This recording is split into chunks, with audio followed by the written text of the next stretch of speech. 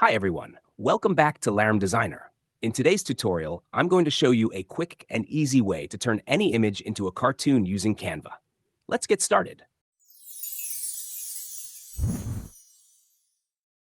First, open Canva and start a new project.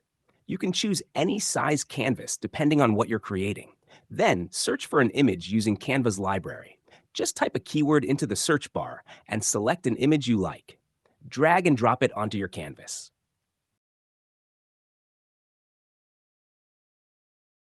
Next, go to the Apps section on the left-hand menu. In the search bar, type ClayFX and click on the app when it appears.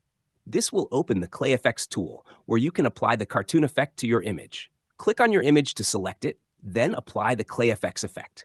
You can adjust the effect by changing the clay effect strength. Experiment with the slider until you're happy with the result. And that's it. In just a few simple steps, you can turn any image into a cartoon using Canva. If you found this tutorial helpful, make sure to give it a thumbs up, subscribe to Larem Designer for more design tips, and leave a comment below with your thoughts. Thanks for watching, and I'll see you in the next video.